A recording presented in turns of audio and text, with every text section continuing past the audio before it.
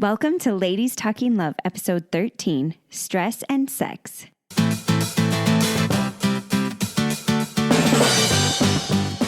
It's Ladies Talking Love, a community of women uncovering more joy and fulfillment in sex as we learn from experts and amazing women like you. Together, let's create a world where women's sexuality is celebrated and understood, beginning with our own. I'm your host, Ariel Finlinson. Let's talk love.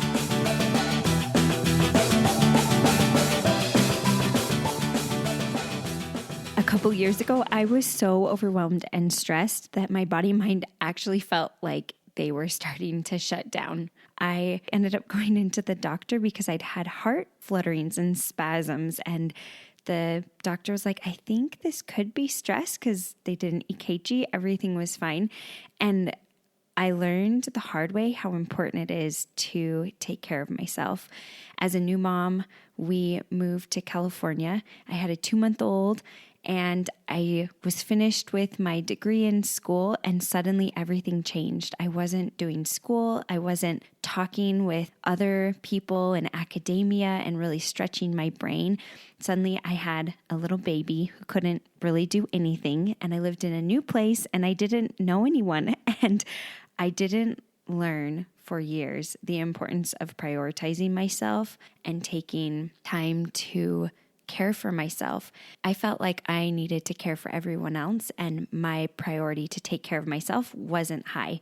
I think a lot of us can probably relate to that as women, but I have learned that when I prioritize my own care and take care of myself, that I can be a better mom, I can be a better wife, I can help others more because I actually have something to give and I'm not on complete empty. I hope that this episode with Natalie will give you some good tips and insight into how you can better take care of the stresses in your life and prioritize your self-care. Natalie Andrews is a marriage and family therapist who has been working at Emma Schmidt and Associates for a little over 2 years.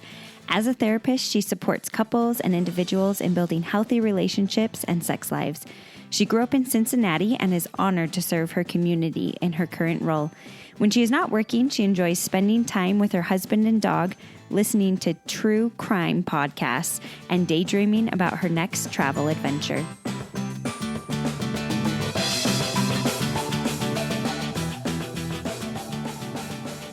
Before we jump in, I just wanted to thank you for being here. Thank you for helping be the change that we hope to see in the world. If this podcast has been meaningful and helpful for you, I would really appreciate if you could share it with your friends and family, and also leave a review wherever you listen to your podcasts. As always, let's talk love.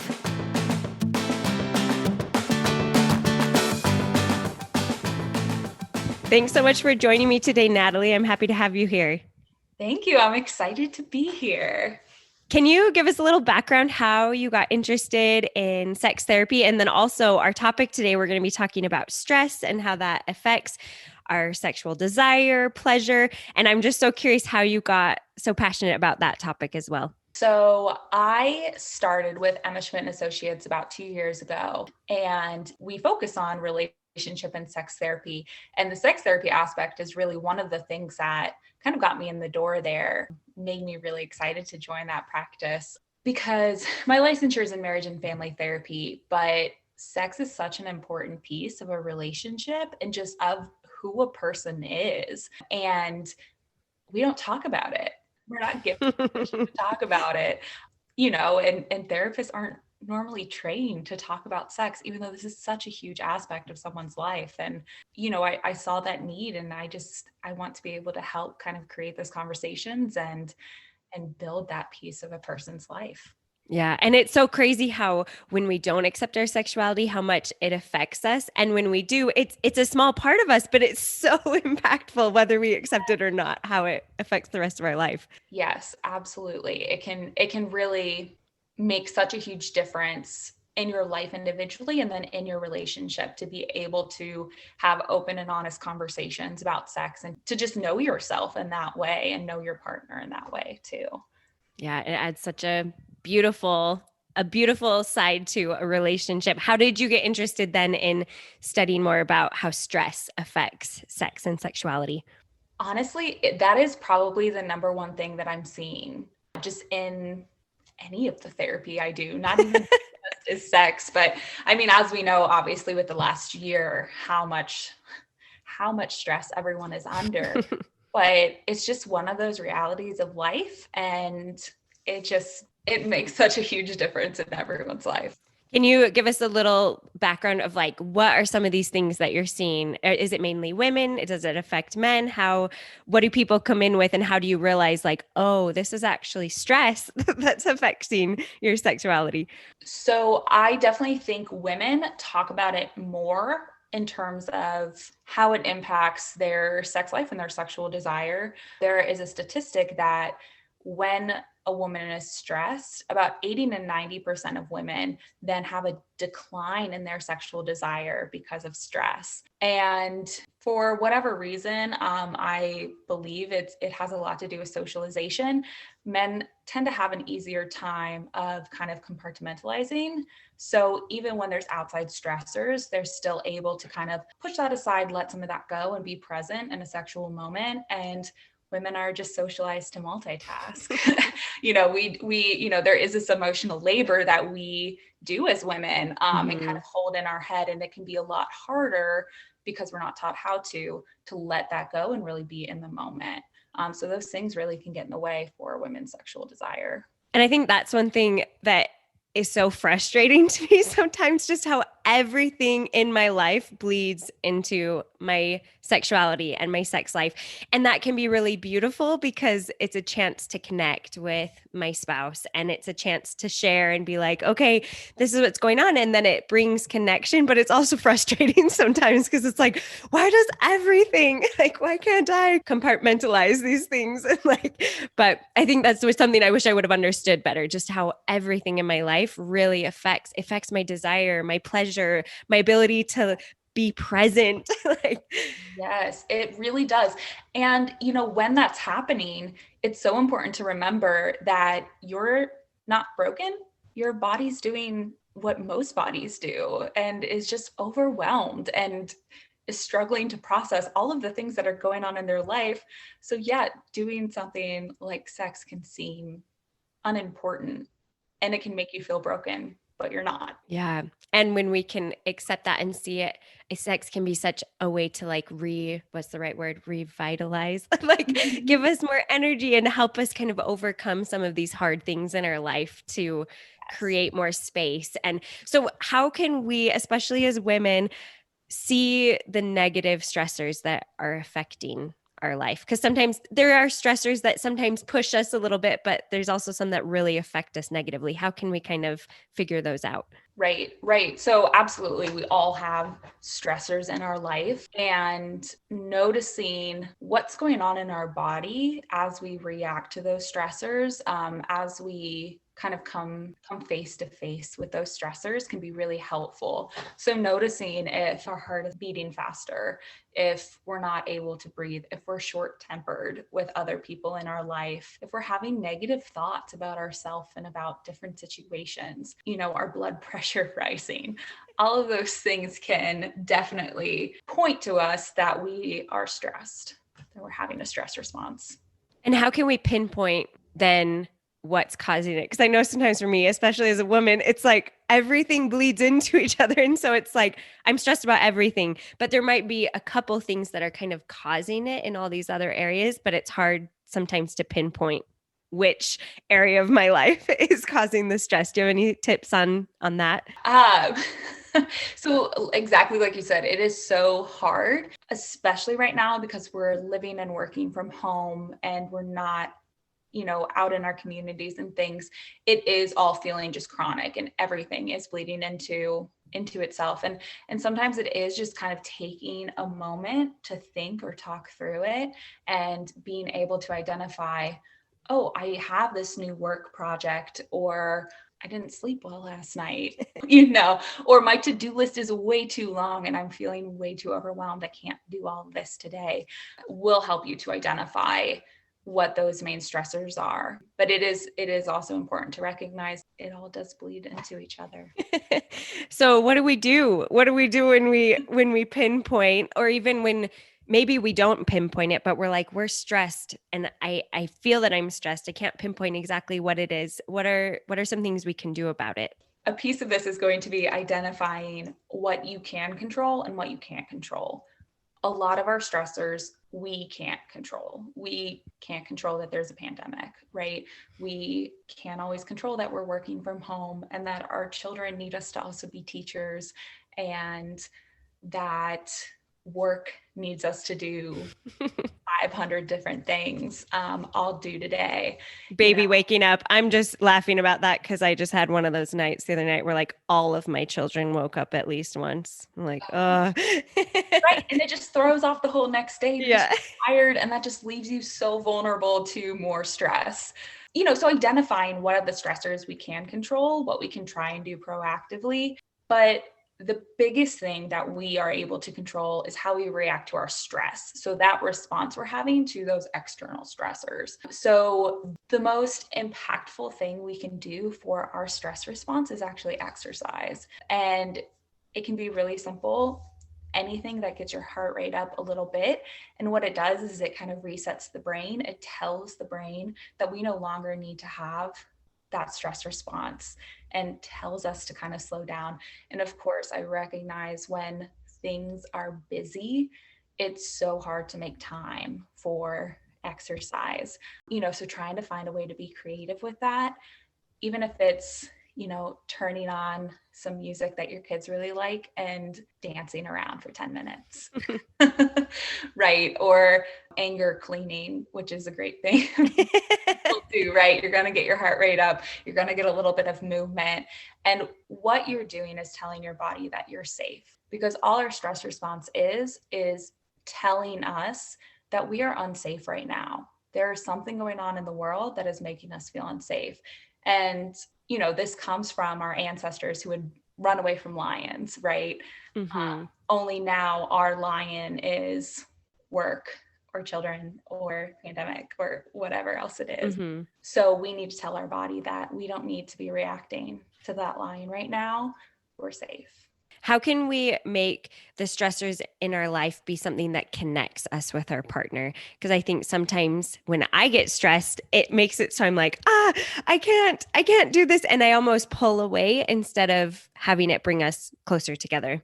Right. So social support is also definitely a huge way of managing our stress. So by talking about it, which for some people can feel stressful and in and of it vulnerable to say, I'm not handling this well right now, or I need a break. Like, I love my children, but I need a break. We all do. Everyone needs a break from everybody. My children need a break from me too. Yes. And when you are taking that time to just de-stress and just have time for yourself, you're going to be a better person, a better mother, a better partner. But to answer your question, by just talking about it, by saying, I need this, I need a break, I need to go spend 10 minutes to get myself a cup of coffee and just sit. Like, can you please help me with this? I think that is so important. And it's something I'm not always good at. But when I do, even sometimes just talking about it is enough. But also then my partner can step up and help me, especially if I can say, I could really use your help with this right now. And that's a really good point. And how have you noticed then that stress affects women's sexual experiences, how we are able to feel pleasure and how it affects our desire as well? So like I had said, I had quoted a statistic from Emily Nagoski that 80 to 90% of women, when they are stressed, they have less sexual desire. And for all people, when they're very stressed, sexual pleasure decreases, which is really unfortunate, because we also know that touch and orgasm and all of that can help decrease stress. Mm-hmm. So what that would look like in terms of a sexual experience is being in your head a lot. So thinking about all of those things that you need to do, or letting all of those things that you need to do stop you from engaging in a sexual experience. It would also, look like your body just not responding to whatever's going on. So if a certain type of touch or interaction feels good for you normally, you might find yourself not being into it, or just not getting that same sort of sexual pleasure. And it might even like make you angry. Where usually you would like it, you're like, don't touch me. Right. Right. You're like, this sucks. This isn't working for me. Like, just let me go to sleep because I'm just tired. Yeah. And that can be so disappointing for partners too. And that's a piece of this too, is oftentimes I have to tell partners, like, I recognize this feels personal. It's not. Mm-hmm. It's Yeah.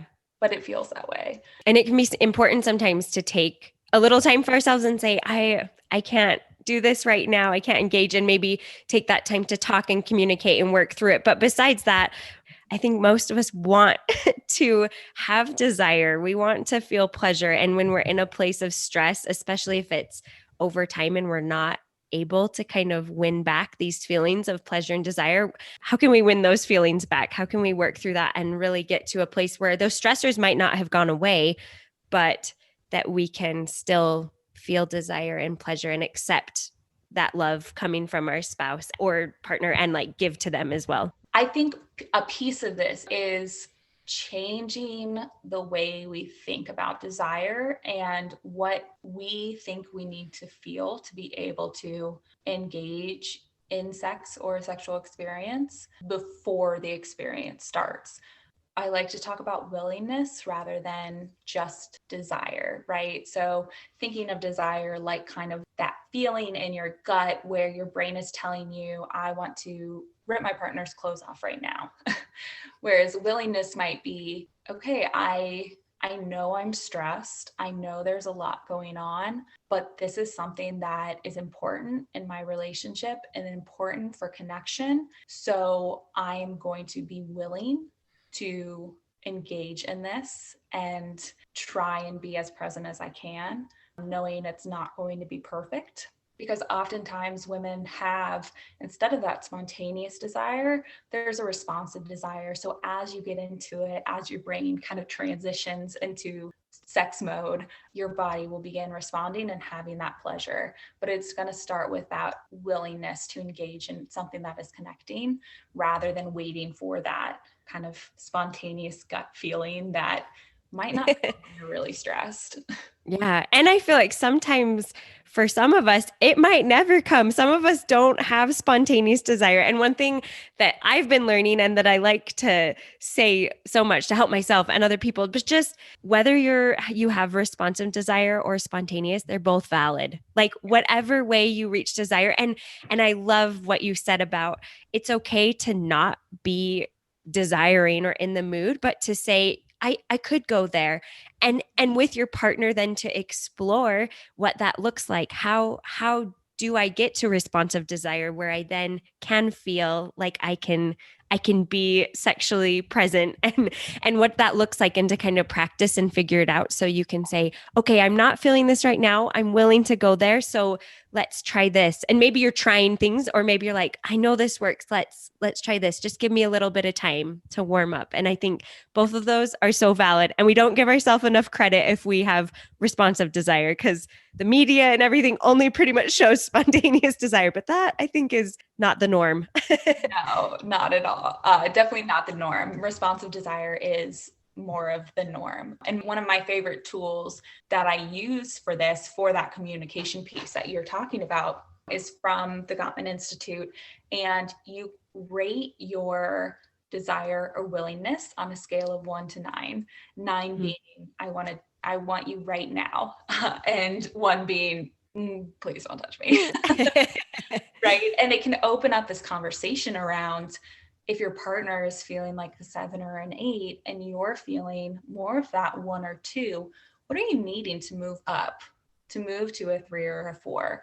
And maybe it is something like, I need to just go take a shower because I feel gross right now, or I need the dishes to be done before I can even think about transitioning into this mode with you.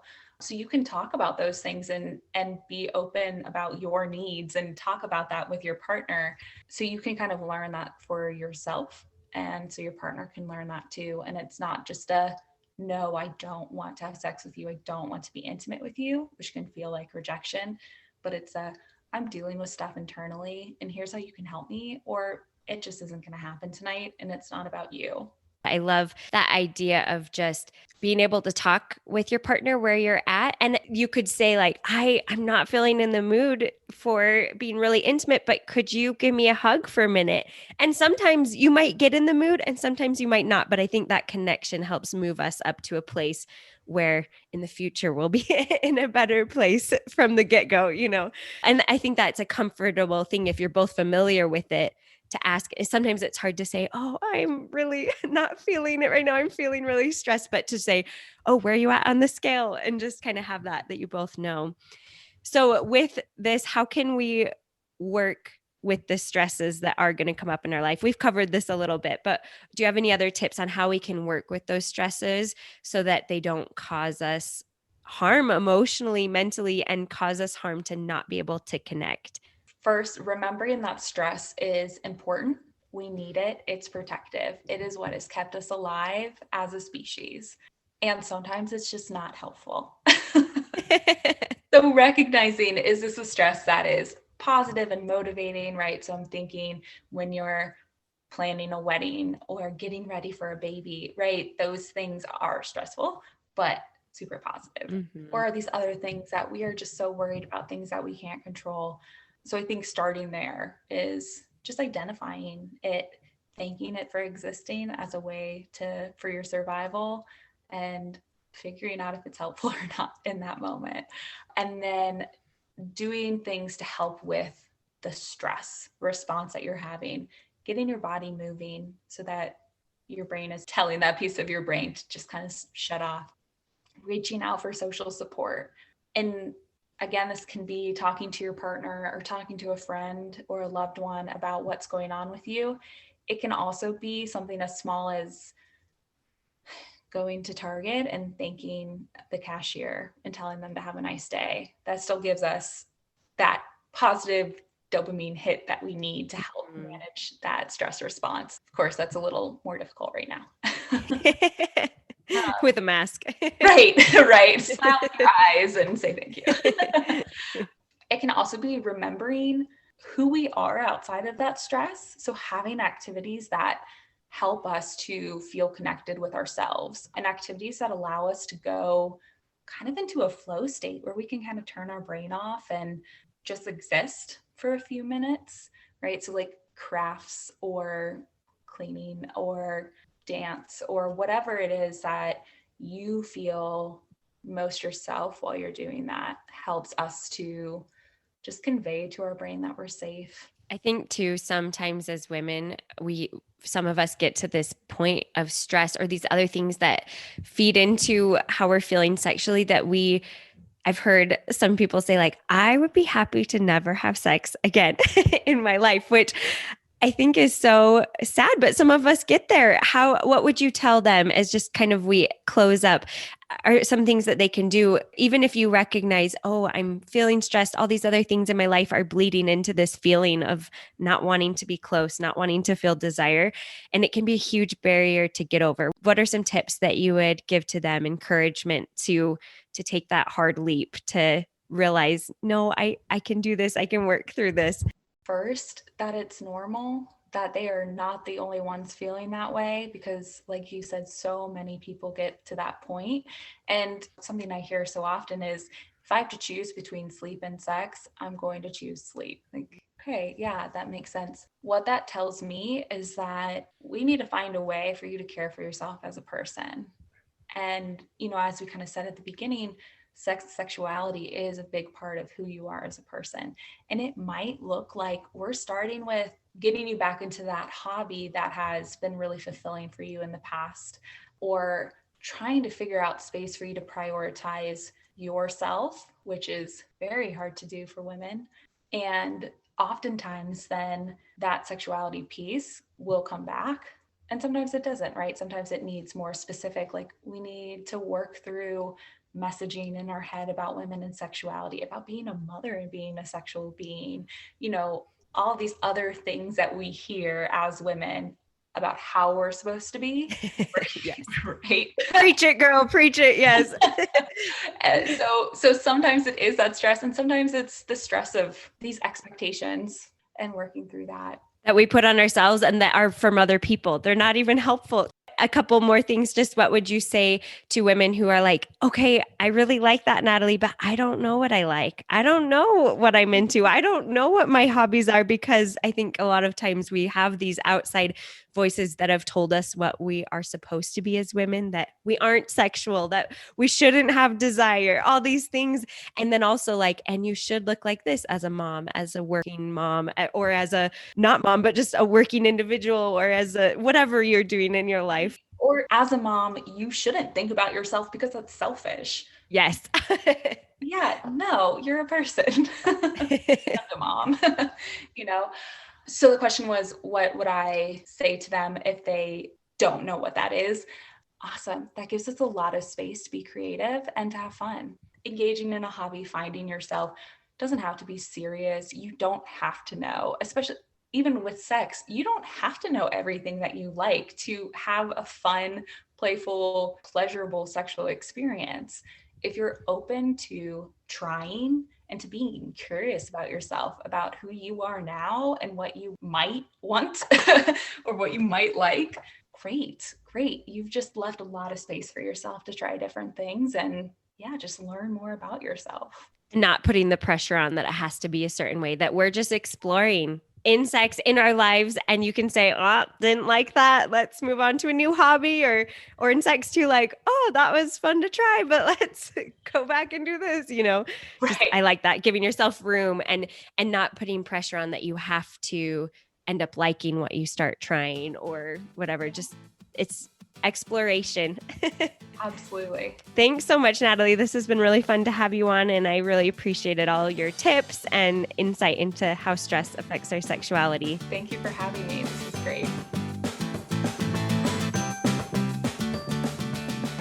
Emma Schmidt and Associates offer teletherapy, and they can be found for information and scheduling at emma-schmidt.com. Their business Instagram page is Emma Schmidt Therapy, and Natalie's personal Instagram account is Natalie Andrews MFT. I will link all of those in the show notes so you can find them.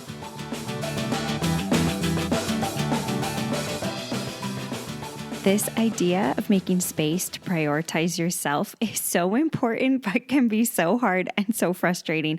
I remember as I kind of started on my exploration, I had always thought that I would be a fitness instructor. I love working out. Well, I used to love it more than I do now, but that's beside the point. I decided to try it out. And so I got together some workout routines and I started teaching some free classes to try it out. And I realized that I didn't actually love it as much as I wanted to. And I thought I would. And I stuck with it for about a year. And I just realized it wasn't worth my time. It wasn't worth the stress that it was giving me. And it was really frustrating because I expected that I would like it. This is what I'd always thought I would do. But as I gave myself room to start exploring other options and just kind of following thoughts that came to my mind, oh, maybe I should try that. Maybe this would be fun. I happened upon podcasting, which I never could have in a million years known that that would be my hobby and that it would be about sex of all things. And of course, there's hard things with it, but it has been so good for me to have an outlet for my creativity, to be able to meet so many awesome people, to connect with you. I've loved the community that we've been able to build. And so I hope that as you take time to explore it, you can have it be more fun than frustrating.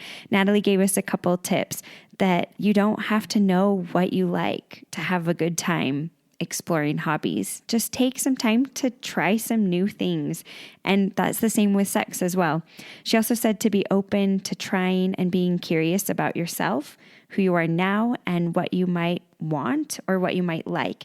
And give yourself space to learn about yourself and to learn something new that you might not have ever imagined you would like. I hope that you can find a hobby that is fulfilling or something that has been fulfilling in the past that you can take up again and make time for yourself. It's so important to take time for ourselves so that we can be full human beings to then contribute in the ways that we want to contribute in our communities and families. But I have learned the hard way that when I'm on empty, I can't give as much as I would like to. I'm excited to hear some of the hobbies and things you do to take care of yourself. As always, thanks for talking love.